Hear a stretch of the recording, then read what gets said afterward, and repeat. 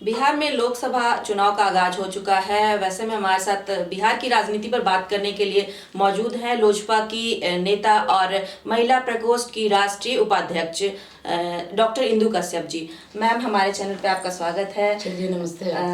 Ma'am, हम आज बिहार की राजनीति पर बात करने वाले हैं। आप एज अ महिला लोजपा की नेता हैं। आपकी पार्टी किस तरह से महिलाओं को चुनाव में देखती है, किस तरह से आगे प्रमोट कर रही है?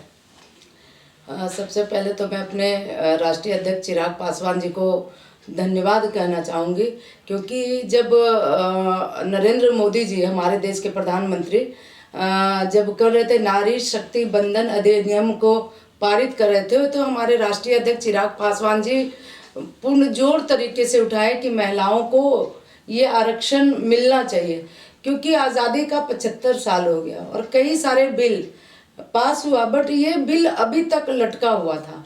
तो 2023 में ये बिल पास हुआ, तो हमें लगता है कि हमारे राष्ट्रीय अध्यक्ष महिलाओं के प्रति बहुत ही सजग हैं और वो मान सम्मान चाहते हैं कि महिलाओं को मिले। मैम, बस कुछ ही दिनों में चुनाव आने वाले हैं, तो आपकी पार्टी जो है बीजेपी के साथ है। किस तरह से आपकी तैयारी है as a Lojpa, as a BJP के सहयोगी पार्टी के रूप में? अभी देखिए, हाल फिलहाल में आप लोग देखे होंगे न्यूज़ के माध्यम से भी 11 लोकसभा प्रभारी बनाया गया है और ऐसे 40 सीट पे हमारे वर्कर लगे हुए हैं बूथ तक, और 11 सीट पे हम लोग खास करके बहुत ज़्यादा तैयारी चल रहा है कि एक एक बूथ पर हमारे वर्कर जा कर के 10 यूथ बनाए, ताकि, और ये हमारा नारा है कि हमारा बूथ सबसे मजबूत। इस आधार पे हम लोग काम कर रहे हैं। हमारे राष्ट्रीय अध्यक्ष के निर्देशानुसार और प्रदेश अध्यक्ष राजू तिवारी जी के निर्देशानुसार पार्टी के एक एक वर्कर को बूथ लेवल तक जाने के का आदेश दिए हैं, ताकि जाएं और हम इस बार बिहार में 40 का 40 सीट जीत करके जाएं। और जब तक हम लोग यहाँ से 40 सीट नहीं जिता करके भेजते हैं, क्योंकि बिहार की जो भूमिका होती है पूरे देश के विकास में बहुत बड़ी भूमिका होती है बिहार की, तो बिहार से अगर 40 सीट जाकर देख कर मतलब जीत करके जाती है तो ये तय करेगी पूरे देश का राजनीति। पार्टी में टिकट शेयरिंग को लेके बीजेपी के साथ कोई बातचीत आप लोगों की हुई है? नहीं, अभी बातचीत चल रही है, अभी तो कोई फाइनल स्टेज में नहीं हुआ है, लेकिन 10 दिन के अंदर हो जाएगा। कल आप जहानाबाद से हैं। जहानाबाद में कल तेजस्वी यादव राजद के जो नेता हैं उनकी जन विश्वास रैली थी। क्या लगता है आपको इस रैली से कि कितना इम्पैक्ट डाल पाएंगे तेजस्वी जी? पहले तो हम बिहार के जितने भी लोग हों, जहानाबाद का ही नहीं कहेंगे, 15, 17, 18 साल पहले का जो उनका राजनीतिक विरासत में अभी तो मिला है, उनके जो पूर्व सीएम थे, माता पिता दोनों, जो जंगल राज था उनके रीजन में, और उन्हीं का पुत्र आज घूम घूम करके लोगों को विश्वास दिलाने का काम कर रहे हैं, बल्कि हम तो कहेंगे विश्वास नहीं दिला रहे हैं, बल्कि वो धोखा देने का काम कर रहे हैं। और जनता जानती है इस बात को, क्योंकि हमें याद है जब उनका राज चल रहा था, शिल्पी हत्याकांड बहुत चर्चित कांड था, और जो महिला का सम्मान न करे, अभी तक पर्दाफाश नहीं हुआ। सोचिए कितनी बड़ी घटना हुई थी, एक लड़की के साथ कोचिंग जा रही है, उसका किडनैप होता है और उसको बलात्कार करके, और उनके फैमिली के लोग थे, बलात्कार करके और हत्या कर दिया जाता है। बाबा, हम तो कभी नहीं चाहेंगे और न बिहार की जनता चाहेगी कि वो दिन पुनः आए और वो जंगल राज फिर आए। जैसे इनकी सरकार बनती है वैसे एक हाहाकार टाइप का मचता है भ्रष्टाचार, क्योंकि उनके परिवार को आप जानते होंगे, रोज ईडी का छापा पड़ रहा है और रोज मतलब जेल से आए हैं लालू जी चारा घोटाला में।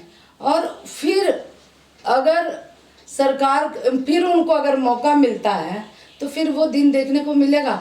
माताएं डर से ये रहती थी कि मैं अपने बच्चे को भेज रही हूँ तो वो वापस आएगा कि नहीं आएगा, ये भय होता था, अपहरण हो जाता था और फिरौती चाहता था कि हमें इतना चाहिए तब आपके बच्चों को छोड़ेंगे, पैसा दे करके भी वापस आएगा कि नहीं आएगा बच्चा, वो भी ये नहीं होता था। अब वो चीज़ कैसे हम लोग चाहेंगे कि फिर वापस आए, और बिहार की जनता कभी नहीं चाहेगी, वो दिन देखने को कभी पसंद नहीं करेगी। ये यात्रा लाख निकाल ले, कुछ भी कर ले, लेकिन बिहार की जनता इस चीज़ को कभी उन्हें माफ़ नहीं करेगी। मैम, बात कर रही हैं आपकी आप राजद के जो राजद की पॉलिटिक्स पर, लेकिन अभी ही कुछ दिनों पहले राजद से अलग होकर आपके साथ जो अभी नीतीश कुमार जी मुख्यमंत्री हैं वो अब बीजेपी में शामिल हुए हैं। तो लगभग 17 महीने उन्होंने काम किया एक साथ। तो अब जब आपके पार्टी में बीजेपी में आप लोग साथ हैं, तो बीजेपी में आपके साथ वो आ चुके हैं, क्या लगता है आपको, क्या इसका इफेक्ट कैसा आएगा बिहार की जनता पर?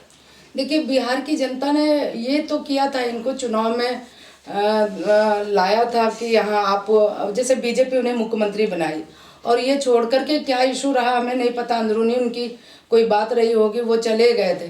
लेकिन 17 महीना में हमें लग रहा था जिस तरह से भ्रष्टाचार बढ़ रहा था, आपको बता दे रहे, शिक्षा मंत्री जो बने थे, कोई काम ऐसा नहीं होता था जो बिना पैसा का होता, और उस पर हमारे मुख्यमंत्री जी काफ़ी परेशान थे, इसलिए लाए यहाँ सचिव लाए के पाठक जी को शिक्षा विभाग में, उनको बैठाए कि नहीं आप देखो यहाँ भ्रष्टाचार नहीं हो।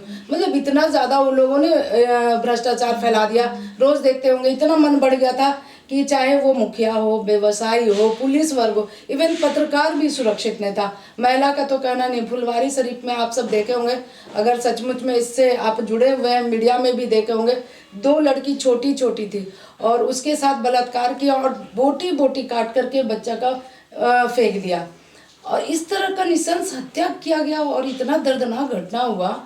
तो हमें लगता है कि अगर कहीं ना कहीं मुख्यमंत्री इससे ऊब चुके थे, इस तरह की घटनाएं हो रही थी, इस वजह से वो हट करके बीजेपी में आए। और जब तक कहीं भी दोनों केंद्र और बिहार, मतलब केंद्र और राज्य एक साथ सरकार में नहीं रहता है, तो विकास कहीं ना कहीं अवरुद्ध हो जाता है। तो इस विकास की गाड़ी को गति देने के लिए ये गठबंधन हुआ है। चुनाव को लेकर, जैसे चुनाव अभी आने वाले हैं, आप महिला प्रकोष्ठ की अध्यक्ष हैं, उपाध्यक्ष, तो आपका क्या स्टैंड होता है महिलाओं को लेकर, और आपकी पार्टी महिला नेताओं को कितना प्रमोट करती है? आपके पार्टी में कितनी सीट महिलाओं को दी जाने की संभावना है? अभी तो पार्टी में चर्चा चल रहा है कि 33% महिलाओं को मिलना चाहिए। और एक बात तो ज़रूर कहना चाहेंगे आपसे कि जो स्थिति अभी पूरे देश में महिलाओं की है, पहले से बेहतर हुई है, लेकिन हम चाहेंगे कि और बेहतर होना चाहिए। जो हमारी कहते हैं कि जिसकी जितनी भागीदारी उसकी इतनी हिस्सेदारी, तो हमारी आधी आबादी है, उसके हिसाब से हम लोगों को हिस्सेदारी होना चाहिए। इसमें हमारे राष्ट्रीय अध्यक्ष जी का भी सोच है कि हम अपनी बहनों को बढ़ाएं, हम अपनी जो हमारे साथ काम कर रही है कार्यकर्ता हमारी बहनें हैं, उनका मान सम्मान बढ़े। और टिकट में भी हमें लगता है कि जितना ईमानदारी से वो काम कर रहे हैं, जरूर उसका अच्छा निर्णय लेंगे, वो न्याय करेंगे महिलाओं के साथ। जहानाबाद से हैं, जहानाबाद में जो समाज है यहाँ हमारा, वो कई तरह की परेशानियों का सामना कर रहा है। तो आने वाले जो समय में यहाँ से जो मान लीजिए अभी चुनाव होने वाले हैं, सांसद हमारे चुने जाएंगे, आप किन किन चीज़ों की अपेक्षाएं उनसे करती हैं? यहाँ अभी जो समस्या है जहानाबाद का, और जो भी सांसद बने हैं उनके द्वारा काम जो किया गया वो अभी तक धरातल पर नहीं दिख रहा है। और समस्याएं तो इतना ज़्यादा है, कहते हैं कि रोड नली गली वो विकसित नहीं, मतलब विकास के दायरे में नहीं है, वो तो हो जाना चाहिए, लेकिन अभी जहानाबाद वहीं पे सीमित के रह गया है। अभी देखिएगा इतना ज़्यादा बबना वाला रोड आप देख रहे होंगे, बबना से जहानाबाद आने के बीच में जहानाबाद का मतलब पूरा जो कचरा है वहीं जा कर के गिर रहा है। डंपिंग जोन बना है कि नहीं बना है ये तो पता नहीं है अभी तक, लेकिन जितना कचरा गिरता है और उसको जला दिया जाता है, उसमें पॉलीथीन भी रहता है, तो पॉल्यूशन इतना ज़्यादा बढ़ा हुआ है। उधर से आने जाने वाले लोग इतना परेशान हैं अभी आज के दिनों में कि जिसका कोई हद हिसाब नहीं। यहाँ के प्रशासन को भी मैं बताई, उसके बाद लेटर सरकार को भी लिखी, लेकिन अभी तक कोई कार्रवाई नहीं हुआ। कहीं ना कहीं उदासीन है लोग। और यहाँ के जनप्रतिनिधि जो विधायक हैं वर्तमान में अभी आरजेडी से हैं सुदय यादव जी, उनका भी ध्यान नहीं गया अभी तक। हमारे सांसद महोदय हैं ये जदयू से, उनका भी ध्यान वहाँ नहीं गया। तो ये आम पब्लिक का इससे बहुत ज़्यादा परेशानी हो रहा है। और कहते हैं कि स्वस्थ रहने के लिए स्वच्छ होना बहुत ज़रूरी है। तो अभी जहानाबाद स्वच्छ नहीं हुआ है। मैम, जहानाबाद में जैसे सरकारें आती जाती रहती हैं, सांसद बदलते रहते हैं, विधायक बदलते रहते हैं, लेकिन आखिर क्या कारण है कि समस्याएं जैसी थी वैसे ही आज तक है? हमें लगता है कि अभी तो विधायक 2 बार से 3 बार से हैं यहाँ पे, और उनका जो कार्यकाल है यहाँ की जनता आपको बताएगी, बहुत ही अभी बुरा चल रहा है उनका। जब भी जाइए मतलब रोड का स्थिति हर जगह खराब, शिक्षा का व्यवस्था आप देख रहे होंगे। आप जनप्रतिनिधि हैं और कहते हैं कि अगर कोई भी स्टेट का विकास हो या कोई जिला का विकास हो तो उसके भूमिका सबसे पहली बड़ी भूमिका शिक्षा की होती है। तो स्कूल का स्थिति आप देख लीजिए कितना गंदा है। अभी भी मतलब बच्चा ज़मीन पे बैठ के पढ़ रहा है। अब इतना दूरी हम लोग तय कर लिए, हम लोग हाईटेक हो गए हैं और बच्चा ज़मीन पे बैठ के पढ़े, बिल्डिंग सही नहीं हो, तो ये सारी सुविधाएं वो तो सरकार को और ख़ास करके यहाँ के विधायक को इस पे ध्यान देना चाहिए। उनको इससे मतलब नहीं होता है। और सभी मतलब हम पब्लिक से भी कहना चाहेंगे, आप सांसद भी चुनो और विधायक भी चुनो, लेकिन ये ज़रूर चुनो कि वो आपके बीच का भी हो और आपकी बात करता हो। कोई जात का हो, कोई धर्म का हो, इससे कोई मतलब नहीं। हमें तो जहानाबाद का विकास से मतलब होना चाहिए। और इसलिए हम आपके माध्यम से बताना चाहेंगे लोगों को कि आप जिनको चुनते हैं, जिन पे विश्वास करते हैं, तो क्या वो आपके समस्याओं को समझते हैं, सुनते हैं, देखते हैं कि नहीं देखते हैं। इस पे आपको थोड़ा सा ध्यान देना होगा। मैम, अभी जैसे देख रहे हैं कि बिहार जहानाबाद में जैसे कि बहुत सारी क्राइम घटनाएं सामने आ रही हैं, चाहे वो चोरी की बात करें या फिर किडनैपिंग की बात करें, तो प्रशासन कितनी सजग है इन सब चीज़ों को लेकर? इन समस्याओं का समाधान तो लगता है कि पता नहीं कैसे समाधान हो पाएगा, क्योंकि जब से हम जहानाबाद में आए हैं, करीब मेरा शादी का हो गया यहाँ 30 साल, और तब से अब तक का देख रहे हैं जहानाबाद में कुछ तो परिवर्तन हुआ था। एक बार मतलब जंगल राज का जो हम लोग देखे थे, सेनारी कांड हुआ था, बारा का कांड हुआ था, ये सारा चीज़ को हम लोग जब भी देखते थे पेपर में हेडलाइन में होता था यहाँ गांव का गांव कट गया है। तो उन सब से अभी तो शांति है, लेकिन जो अभी देख रहे हैं, आप आए होंगे रेलवे पुल पार करके क्रॉस किए होंगे, वहाँ पे गड्ढा गड्ढा देख रहे होंगे। जब भी लोग पार करते हैं, बाइक से अगर पार कर रहे होते हैं तो पीछे अगर कोई बैठा हुआ हो, और ख़ास करके महिलाएं क्योंकि एक तरफ पैर करके बैठती हैं, तो वो जब चलने लगता बाइक और तो चक के पीछे में गिर जाती है हमारी बहनें, और गिरती है तो कहीं सर में चोट होता है, कभी कुछ हो जाता है। तो कितने बार हमने यहाँ जो जनप्रतिनिधि है उनको भी ये बताने का काम किया, प्रशासन को भी बताया, लेकिन कहीं कोई सुनने को तैयार नहीं होते हैं। जल जमाव भी वहाँ रहता है, हमेशा गाड़ी पार करने में भी परेशानी होती है।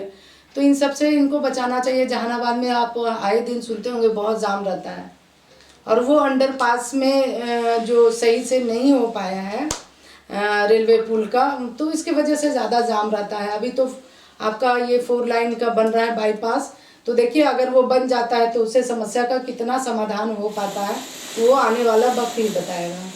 अंडरपास की समस्याएं हमेशा यहाँ रही हैं। अभी देख रहे हैं कि जल जमाव लगा हुआ है, तो इसे लेकर जो लोकल जो पार्टी काम करती है या फिर जो यहाँ के अभी जो विधायक हैं उनका क्या स्टैंड रहा है, या फिर जो यहाँ पे जो सरकारें बदली हैं उन्होंने क्या कुछ बदलाव किया है?